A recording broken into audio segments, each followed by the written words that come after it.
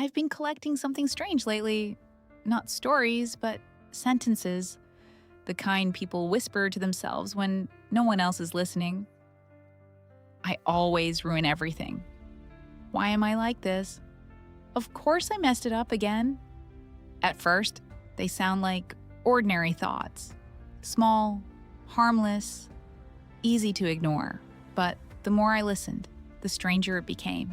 The people saying these words had completely different lives, different jobs, different relationships, different childhoods, and yet, somehow, the same voice kept showing up, almost as if they had all learned the same invisible language. I'm Dr. Maya. Today, I don't want to talk about self-criticism. I want to investigate where that voice actually comes from. Because the most interesting thing about your inner critic isn't what it says. It's why your brain still believes it. Let's open the case. Imagine a woman preparing for an important presentation at work. For weeks, the project quietly follows her through everyday life. She researches late at night, refines her slides, and rehearses conversations that haven't happened yet. Little by little, this presentation becomes more than just another assignment. It becomes something she genuinely cares about. Finally, the day arrives. She stands in front of the room, nervous but prepared. She begins speaking. People listen. The presentation goes well. When it's over, several colleagues come up to her. "You were amazing." "That was incredibly clear. Great job." For a brief moment, she believes them. Then she gets into her car. The room is empty. The audience is gone. But another conversation quietly begins inside her own mind. "You forgot to mention that one point. You should have prepared more. You sounded nervous during that section. Sarah explained her project much better last month." And suddenly, the emotional meaning of the entire day begins to change, not because reality changed, because the narrator changed. What's fascinating is that if her closest friend had given that exact same presentation, she would never speak to her that way. She would remind her how much effort she invested, how brave she was to stand up there, and how little those tiny mistakes actually mattered. But somehow, compassion is available for everyone except herself. Our brains have a fascinating habit. They archive compliments in temporary storage, but criticism gets its own permanent folder. Your brain was not designed to make you happy. It was designed to keep you alive. For most of human history, survival depended on noticing problems, noticing danger, noticing mistakes, noticing what could go wrong next. Missing one threat could be costly. Missing one compliment usually was not. And because of that, the brain developed a bias, a tendency to pay more attention to what went wrong than to what went right. Because the brain treats potential threats as important information. And here's where it becomes even more interesting. The brain does not only respond to reality, it also responds to experience created inside the mind. The body reacts even when the event itself is not happening.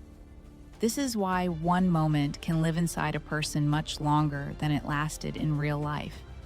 The presentation happened once, but the brain can relive it dozens of times. The mistake lasted 10 seconds. The emotional reaction can last a week. Over time, something subtle begins to happen. A thought stops feeling like a thought and starts feeling like reality. Not, "I made a mistake," but "I am a failure." Not, "I could have done better," but "I am never enough." It is proof that your brain learned a pattern, but by understanding what the mind is doing while it is doing it. Interesting. The mistake lasted 10 seconds. The identity lasted years. Stop being so hard on yourself. Because the voice inside her head did not appear yesterday. It has been there for years. Long before this presentation. Long before this mistake. The voice feels familiar, and familiar things often feel true. And after enough repetition, she no longer hears the voice as a voice. she hears it as herself. We've collected enough clues. The coffee wasn't the problem. The presentation wasn't the problem. So what keeps producing the same voice?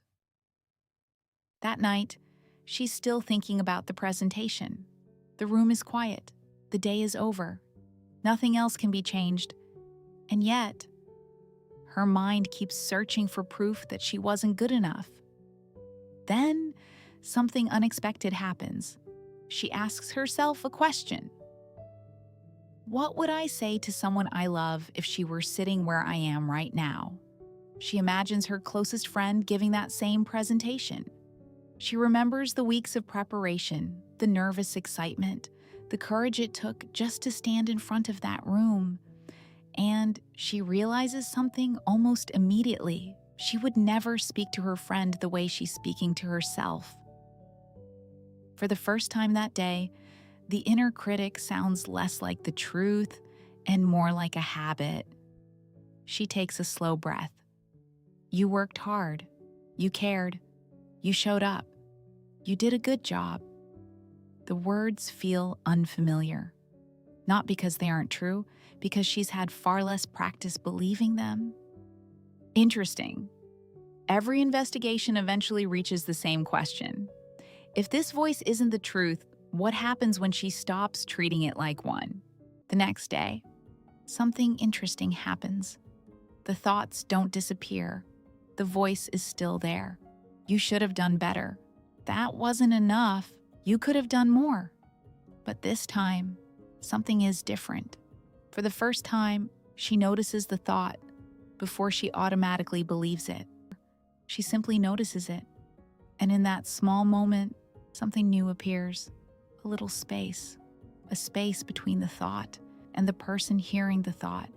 For years, they felt like the same thing. Now, they feel slightly different. And that difference changes everything. When a thought can be observed, it can also be questioned. And once it can be questioned, it slowly begins to lose its power. Your inner critic has one unusual qualification. It has never successfully solved a single problem. Yet, it keeps applying for Employee of the Month. Before we finish this investigation, I'd like to invite you to try one small experiment. For the next 24 hours, don't argue with your inner voice. Don't try to silence it. Don't replace it with positive thoughts. Just write down its exact words. Every sentence, every accusation, every prediction. You don't have to change anything. Just collect the evidence, because every investigation begins with evidence.